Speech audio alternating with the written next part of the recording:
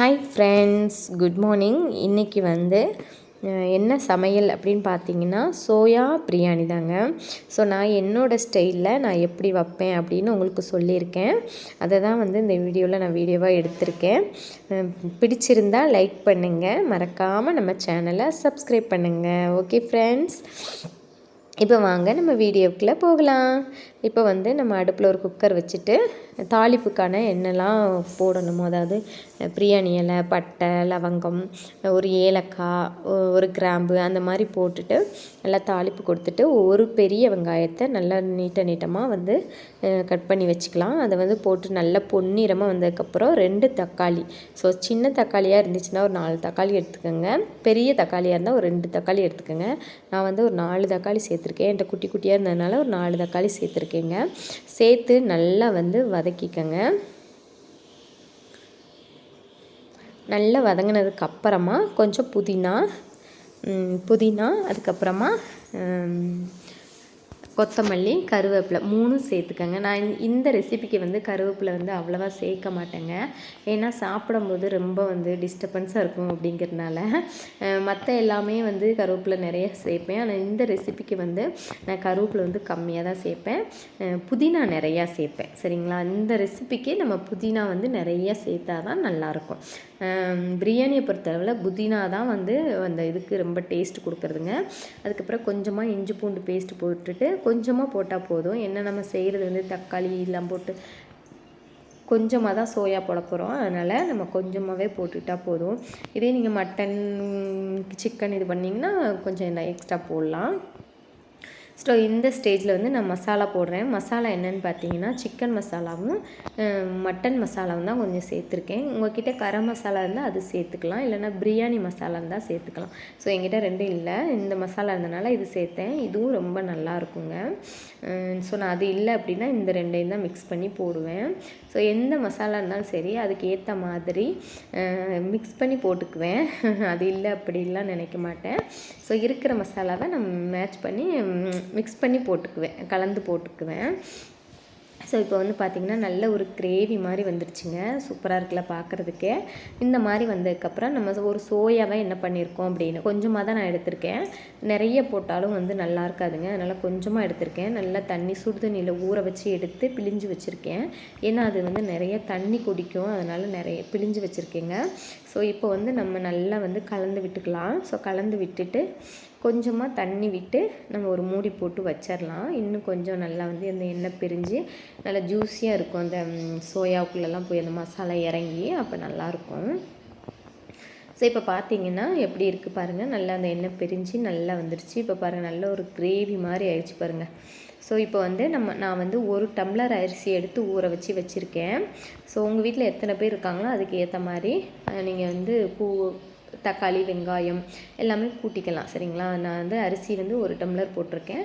அதுக்கு ஏற்ற மாதிரி நீங்கள் எத்தனை பேருக்கு வேணுமோ அத்தனை டம்ளர் போட்டுக்கோங்க. இல்லை இன்னொரு என்னென்னா நான் சாப்பாட்டு அரிசி தாங்க போட்டிருக்கேன். நீங்கள் வேணும்னா பிரியாணி அரிசி கூட போட்டுக்கலாம். ஸோ நான் எப்போவுமே சாப்பாட்டு அரிசி தான் செய்வேன். ஏதாவது ஃபங்க்ஷன் டைம் அந்த மாதிரி நேரத்தில் தான் பிரியாணி அரிசி வாங்கி நான் செய்வேன். ஸோ இது நல்லா தான் இருக்கும். இது ரொம்பவும் சூப்பராகவும் இருக்குங்க.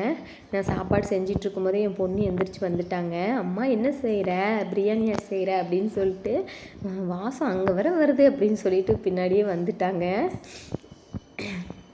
ஸோ இப்போ நல்லா அரிசி போட்டோன்னே எல்லாம் கலந்து விட்டுட்டு நம்ம தண்ணி ஊற்றிக்கலாம். ஸோ 1 டம்ளர் அரிசிக்கு 2 டம்ளர் தண்ணி கரெக்டாக இருக்கும்.